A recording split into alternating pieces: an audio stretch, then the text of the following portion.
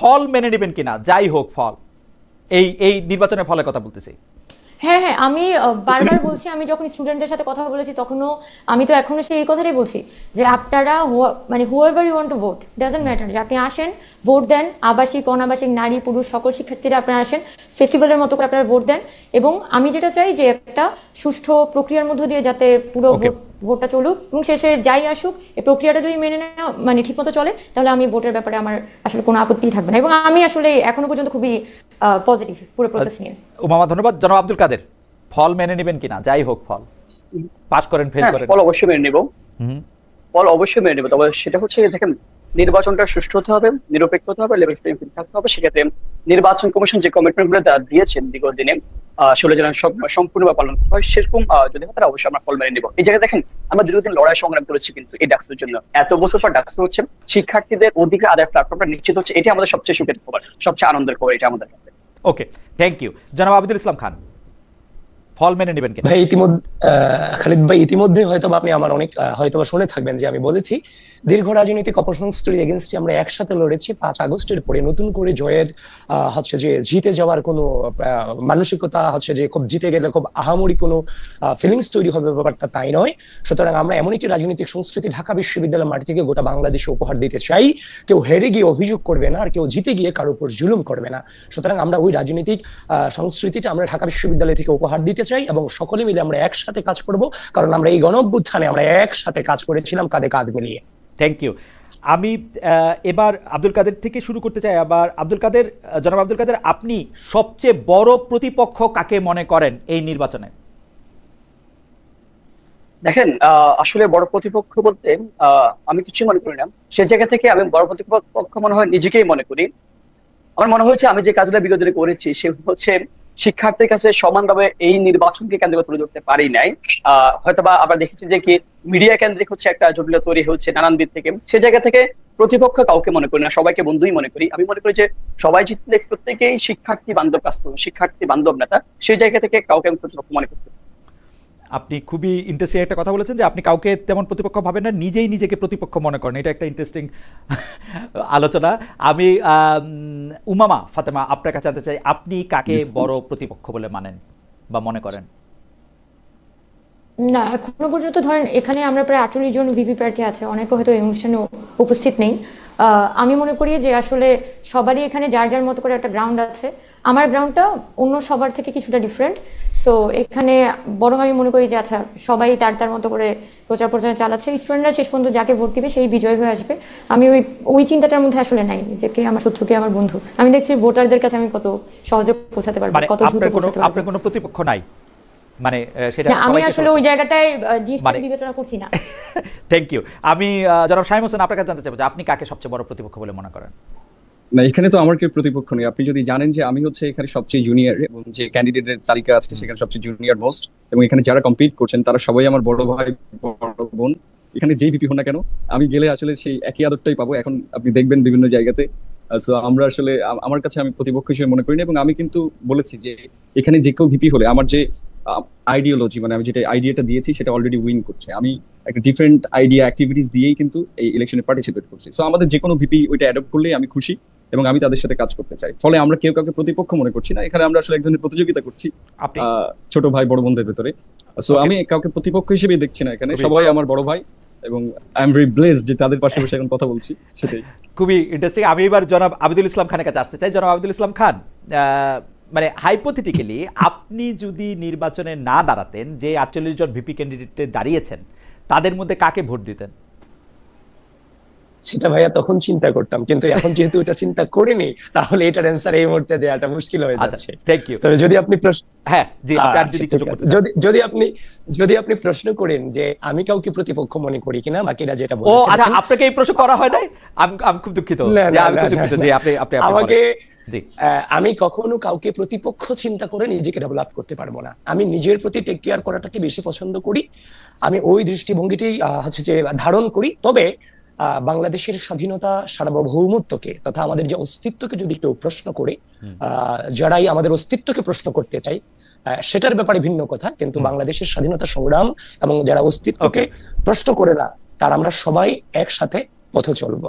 ওকে, আর এখানে প্রতিপক্ষের কোনো আর প্রশ্ন নিজে নেই। না দাঁড়ালে কাকে ভোট দিতেন, এইটা হচ্ছে আপনাকে দিয়ে শুরু করার প্রশ্ন ছিল, সেটা আপনি অলরেডি বলেছেন যে এটা নিয়ে আপনি আসলে এখনো ভাবেননি, তখন এটা দেখা যেত। ভাবেননি, আমি এই ভাবেননি। প্রশ্ন যদি আব্দুল কাদেরকে করি, আব্দুল কাদের আপনি যদি ভোটে না দাঁড়াতেন এবং এখানে যদি মানে যে ভিপি ক্যান্ডিডেটরা দাঁড়িয়েছেন তারা যদি থাকতেন? দেখেন, একজন শিক্ষার্থী হিসেবে আমি আমার প্রতিনিধিকে বাছাই করার ক্ষেত্রে ওই দিকটা সবচেয়ে বেশি দেখতাম, যিনি স্টুডেন্টের প্রতি কমিটেড, যিনি কথায় এবং কাজে মিল রাখেন, শুধুমাত্র নির্বাচন কেন্দ্রিক অঙ্গীকার নিয়ে আসেন না, কথার প্রতিশ্রুতি নিয়ে আসেন না, যিনি আগে যে অঙ্গীকার দিচ্ছেন সেই অঙ্গীকারের সাথে আগের কর্মকাণ্ডের মিল আছে, সেই জায়গায় যে ব্যক্তি এগিয়ে থাকেন আমি তাকে নির্বাচন করতাম, তাকে ভোট দিতাম। ওকে, উমামা ফাতেমা নিজে না দাঁড়ালে কাকে ভোট দিতেন? আচ্ছা, আমি মনে হয় অ্যাসেস করতাম যে কে ভালো ইশতেহার দিয়েছে, কে একটু স্টুডেন্ট সেন্টারিং কথাগুলো বলছে, মানে আমি যে কথাগুলো এখন বলার চেষ্টা করছি সেই কথাগুলো আসলে কে প্রতিফলন ঘটাতে পারছে তার কাজের মধ্যে দিয়ে, তখন হয়তো ওই ধরনের প্রার্থীকে বেছে ইশতেহার নিতাম। বিবেচনা করে ভোট দিতেন যে ইশতেহার এবং কথা, মানে আচ্ছা, কমিটমেন্ট গুলো আসলে কি ধরনের এবং ওই ব্যক্তির পার্সোনালিটি কেমন সেটার উপর নির্ভর করে। ওকে, শামীম হোসেন? না, এখানে একটা মজার বিষয় বললাম, আমার এখানে যে 3 জন ক্যান্ডিডেট আছেন, আসলে ভোট দেওয়ার সুযোগ থাকলে আমি 3 জনকে দিতাম। কারণ হচ্ছে যে যেমন আব্দুল কাদের ভাই আমার খুব প্রিয় মানুষ, এবং এখানে যতজন আছেন, আমি ভাইয়ের সাথে বলেছিলাম যে আমি ভিপি না দাঁড়ালে আমার কিছু অ্যাক্টিভিজম করার দরকার আছে, কিন্তু আমার লাইফে আমি আসলে কাউকে ভোট প্রদান করি না এখনো। তো এবার আমি ভিপিতে না দাঁড়ালে আমি ভোটই দিতাম না, কারণ আমার একটা ডিফারেন্ট আইডিয়া আছে যে আমি কাউকে যদি সিলেক্ট করি এবং সে যদি ভুল কিছু করে সামনে, তাহলে আমার লায়াবিলিটি নিতে হবে, যার কারণে আমি এতদিন লাইফে আসলে কাউকে ভোট প্রদান করি নাই। তবুও আমার জায়গা থেকে আমি স্পষ্ট করতে চাই, আমি না দাঁড়ালে আমি অবশ্যই আব্দুল কাদের ভাইকে ভোট দিতাম, এটা ট্রু। ইন্টারেস্টিং। আমি এই পর্যায়ে সব মানুষের জন্য, মানে সরি, সব ভিপি প্রার্থীর জন্য যে প্রশ্ন, সেটার ক্ষেত্রে শেষ দিকে চলে আসছি আমরা।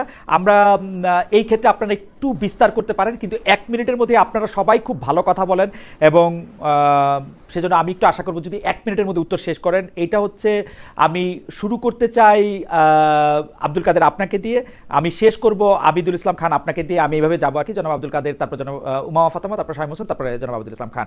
এই প্রশ্নটা হচ্ছে সব মানুষের সমান অধিকার চান কিনা, মানে সব মানুষ বলতে লিঙ্গ, ধর্ম, বর্ণ, পাহাড়ি, আদিবাসী, বাংলাদেশি, যেই হোক না কেন, মানে তার সবার জন্য আপনি সমান অধিকার চান কিনা, একদম সমান? ডেফিনেটলি, হ্যাঁ ডেফিনেটলি, অবশ্যই সবার সমান অধিকারটা আমি নিশ্চিত করতে চাই এই জায়গা থেকে। কারণ দেখা যাচ্ছে কি, কাউকে হচ্ছে কারোর প্রতি বৈষম্য করে তো আমি সামনে বাংলাদেশে নিতে পারবো না, কিংবা ক্যাম্পাস লাইফটা আমি সুন্দর সুষ্ঠু ক্যাম্পাস লাইফ কারোর জন্য লিড করাতে পারবো না, ক্যাম্পাস যে পরিবেশটা আমি এসে এনশিওর করতে পারবো না। এই জায়গা থেকে দেখেন, বিশ্ববিদ্যালয় বৈচিত্র্যময়, কিন্তু নানান মতের, নানান গোষ্ঠীর, নানান বর্ণের মানুষের সেখানে উঠে আসে। এক্ষেত্রে একটা বিষয় দেখা যাচ্ছে, দেখেন আমাদের 24-এর যে বৈষম্য বিরোধী যে আন্দোলনটা, সেই জায়গা থেকে দেখেন আমরা বৈষম্যের বিরুদ্ধে সবসময় সোচ্চার ছিলাম। যদি আমি নির্বাচিত হই, অবশ্যই সকল অংশের প্রতিনিধিত্ব নিশ্চিত করবো, সকল অংশের যে অধিকার সেটা আমি নিশ্চিত করবো, সেটা আমার। ওকে, থ্যাংক ইউ জনাব আব্দুল কাদের। আমি উমামা ফাতেমা আপনার কাছে জানতে চাই যে সব মানুষের সমান অধিকার চান কিনা? আমাদের কোটা সংস্কার আন্দোলনের সময় আমাদের একটা স্লোগান ছিল, সংবিধানের মূল কথা সুযোগের সমতা। অর্থাৎ মানে সংবিধান যে আসলে দিন শেষে সুযোগের সমতাটাকে প্রতিষ্ঠা করার জন্যই তৈরি করা হয়েছে, তো সেই জিনিসটা আমরা কিন্তু ওই সেন্সটা ওই সময় বিলং করতাম। সো আমি অবশ্যই বলবো যে এখানে মানুষ হিসেবে আমাদের যে ইকুইটি এবং ইকুয়ালিটিটা দরকার, সকল ধর্ম বর্ণ সকলের মধ্যে কিন্তু ইকুয়ালিটি এস্টাবলিশ করা প্রতিনিধি আকারে আমার দায়িত্ব হবে।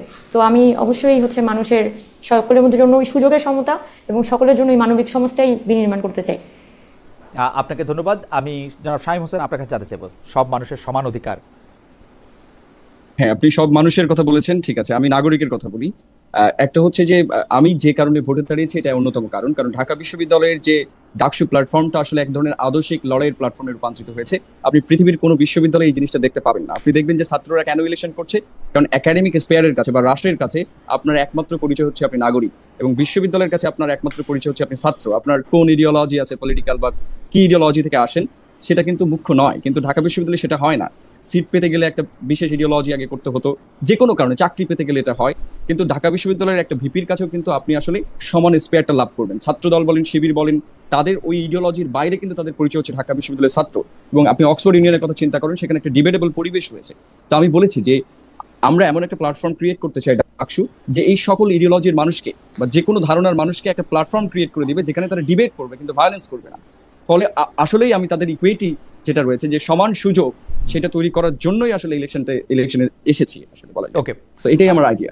শামীম হোসেন, আপনাকে ধন্যবাদ। জনাব আব্দুল ইসলাম খান, আপনি সব মানুষের সমান অধিকার নিশ্চিত করতে চান কিনা, বা সমান অধিকার চান কিনা? আমি এই ক্যাম্পাসে যে পরিস্থিতি বিগত সময় দেখেছি এবং দেখছি, সে জায়গা থেকে আমি মনে করতে চাই এই একটি হচ্ছে যে সকল ধর্ম বর্ণ গোত্র নির্বিশেষে একটি অন্তর্ভুক্তিমূলক বৈষম্যহীন এবং সম্প্রীতিমূলক ক্যাম্পাস আমরা উপহার দিতে যাই, যেটা গোটা বাংলাদেশের জন্য উজ্জ্বল দৃষ্টান্ত হবে সমান সমতায় এবং সাম্প্রদায়িক সম্প্রীতিতে। ওকে, আপনাকে ধন্যবাদ। আমি এই পর্যায়ে সবার জন্য যে প্রশ্ন, সেই প্রশ্নের শেষ প্রশ্ন আমি করতে চাই, এটিও উমামাকে দিয়ে শুরু করতে চাই। এবং উমামা, প্রশ্নটি হচ্ছে সবার জন্য প্রশ্ন আসলে, ছাত্রছাত্রীদের প্রধান সমস্যা কোনটি বলে মনে করেন? ঢাকা বিশ্ববিদ্যালয়ে যদি আমাকে জিজ্ঞেস করা হয়, তাহলে আমি বলবো যে বর্তমানে ঢাকা বিশ্ববিদ্যালয়ের প্রধান সমস্যা হচ্ছে এখানে আমরা কোনো পলিটিক্যাল রিফরমেশনের মধ্যে দিয়ে যেতে পারছি না, এবং আমাদের যে বর্তমান ছাত্র রাজনৈতিক কাঠামো, সেই কাঠামোটা পূর্বের মতোই রয়ে গেছে। সো আমি বলবো যে ছাত্র রাজনীতির সুরাহা যে আসলে হচ্ছে না, সেটা বর্তমানে ঢাকা বিশ্ববিদ্যালয়ের প্রধান সমস্যা, এবং এটার উপর বেস করে বাকি সমস্যাগুলোর সমাধান করা সম্ভব। ওকে, জনাব শামীম হোসেন এর কাছে জানতে চাইবো যে জনাব শামীম হোসেন কি আমাদের সঙ্গে আছেন? না, জনাব শামীম হোসেন একটু জনাব শামীম হোসেন, আপনি যদি বলেন ছাত্রছাত্রীদের প্রধান সমস্যা কোনটি বলে মনে করেন? আমি যেটা বলি যে ঢাকা বিশ্ববিদ্যালয়ের, আপনি দেখবেন যে 50-এর দশকের দিকে বা তার আগে কিন্তু ঢাকা বিশ্ববিদ্যালয়ের পরিস্থিতি অনেক ভালো ছিল, এবং 1971 সালের পর থেকে ঢাকা বিশ্ববিদ্যালয়ের যে ইতিহাস, সেটা কিন্তু রক্তাক্ত ইতিহাস হয়েছে, মানে বিশ্ববিদ্যালয়টা পেছনে যাওয়া শুরু করেছে। তো এইটার প্রধান সমস্যা হচ্ছে পলিটিক্যাল সেটেলমেন্ট। মানে ঢাকা বিশ্ববিদ্যালয় যে একটা ইনস্টিটিউশন হিসেবে ফাংশন করবে, আপনি ডেমোক্রেসির কথা চিন্তা করেন, আমরা কেন জাস্টিসের কাছে যাই? কারণ আমরা বিশ্বাস করি যে দলই ক্ষমতায় থাকুক আমরা একটা বিচার পাবো, কিন্তু সেই সিস্টেমটাও কিন্তু পলিটিক্যাল সেটেলমেন্টের অংশ হয়েছে। ফলে ঢাকা বিশ্ববিদ্যালয় একাডেমিক ইনস্টিটিউশন থেকে একটা পলিটিক্যাল সেটেলমেন্টের ভেতর দিয়ে গেছে। আমরা যদি বলতাম পলিটিক্যাল ইনস্টিটিউশন, সেটাও একটা কথা ছিল, সেই ইনস্টিটিউশনই না, এখানে সেটেলমেন্ট দিয়ে চলে। ফলে ঢাকা বিশ্ববিদ্যালয় ঠিক পড়ালেখার জায়গাটা বাদ দিয়ে, একাডেমিক এক্সিলেন্সি বাদ দিয়ে তার সবই রয়েছে। ফলে আমি যেটা মনে করি, ঢাকা বিশ্ববিদ্যালয়ের প্রধান সমস্যা হচ্ছে পলিটিক্যাল সেটেলমেন্টের অংশ হয়ে যাওয়া। এই সেটেলমেন্ট থেকে ঢাকা বিশ্ববিদ্যালয়কে রক্ষা করতে হবে, এবং এটাই হচ্ছে স্টুডেন্টের সাথে বা ঢাকা বিশ্ববিদ্যালয়ের প্রধান যে যতগুলো সমস্যা আছে, এটার মূল সমস্যা এটাই। ওকে, আপনাকে ধন্যবাদ। আমি জনাব আব্দুল ইসলাম খানের কাছে জানতে চাই, জনাব আব্দুল ইসলাম খান, ছাত্রছাত্রীদের প্রধান সমস্যা কোনটি বলে মনে করেন? বিগত পুরো সময়টাতে আমি যেটাকে ধারণ করেছি, সেটা আমি দেখেছি খুব কাছ থেকে। রাজনৈতিক যে অপসংস্কৃতি ছিল, সেই অপসংস্কৃতির আলোকে গোটা ঢাকা বিশ্ববিদ্যালয় একাডেমিক পরিবেশ থেকে শুরু করে আবাসন সংকট থেকে শুরু করে প্রত্যেকটা জায়গায় সেই সমস্যা ছিল।